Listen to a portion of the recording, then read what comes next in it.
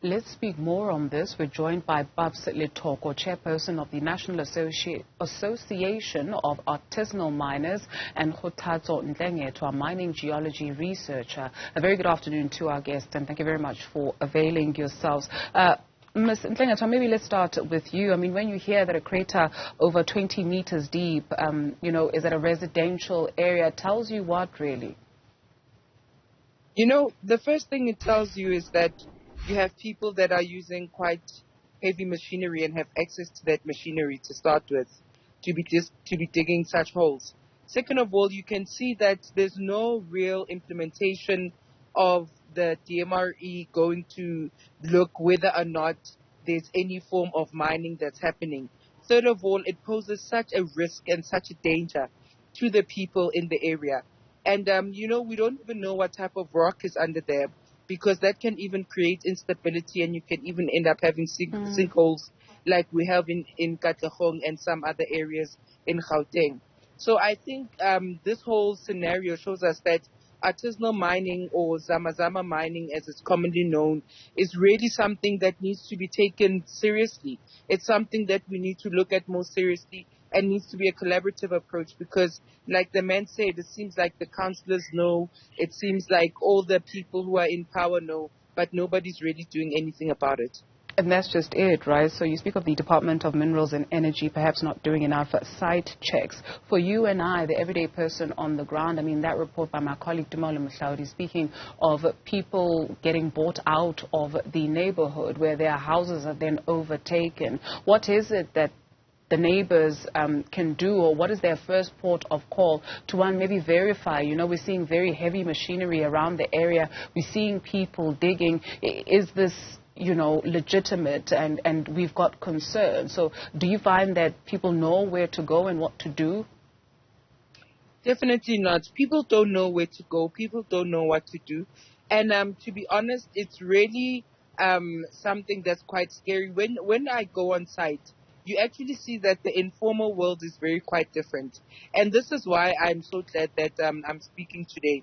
In the informal world, it's very easy for people to think that the first thing that happens is you can go to a director's office, or you can go to the regional office. Some of these people can barely even write. They are not literate enough to even know what form to fill in order for them to get rights to the land, or rights to the permits for them to mine. So these are some of the realities that we see on the ground when we look at people who are really doing this because of its poverty. The socioeconomic status in South Africa is driving people to their wits' end, to the point where people are excavating holes in dilly-dally in the middle of everywhere. Paps Lethoko is the chairperson of the National Association of Artisanal Miners, and you, sir, have taken a different approach because you are wanting to be legalized. And so when Ms. Ntlengetwa speaks of the informal world, what can you tell us about that space? Thank you, Didi, and greetings to your viewers. The illegality that happens in this sector is costing the country's minerals and finance a lot. And this sector has the potential to generate revenue for these distressed mining communities. Remember, these large-scale mining operations, they have been closing down since for the past 20 years. So these men and women who are finding themselves working this artisanal mining are the very same people who have worked this mine before. Some are coming as far as from the neighboring SADC countries. And now the sector, because it is not regulated, it is now criminal syndicates who are taking advantage of occupying the sector.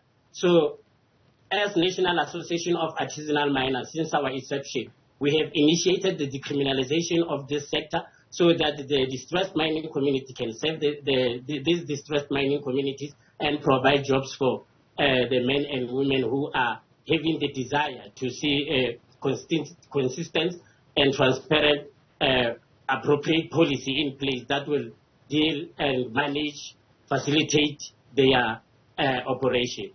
In your statement, you detail the economy of this informal world. Tell our viewers a little bit more about it.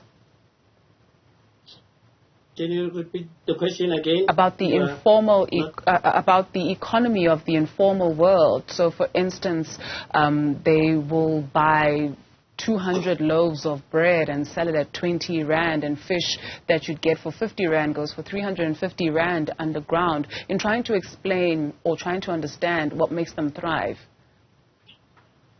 Yes, the problem of regulation, of not regulating the sector, is what make these syndicates to thrive. Like you are mentioning now that on the underground, especially on the underground, it's totally different scenario, because here on the surface is better. Those who are scavenging on the tailings, they are more better off than those who are on the underground, because on the underground, the underground workings are totally taken over by this criminal syndicate. So it's only them who can afford to go to underground, because other underground is the dog eat dog world, because these groups of syndicates, when they meet, and bear in mind that they are heavily armed, so when they meet, they would kill each other fighting over territory. And you will realize that there is a very rich syndicate that is supporting these operations underground. And these very rich people, they are also the one who are responsible for bringing food there. They establish their shops underground, where artisanal miners are going there to buy food. Thank you very much, the prices Mr. there, Lethoko. I have already stated that they are very abnormal. You will find a loaf of bread that you can find on the surface here with 20 rand, with an amount of 200 rand. Paps Lethoko is the chairperson of the National Association of Artisanal Miners, and Ms. Kgothatso Ntlengetwa is a mining geology researcher. Thank you very much to both our guests for availing yourselves this afternoon.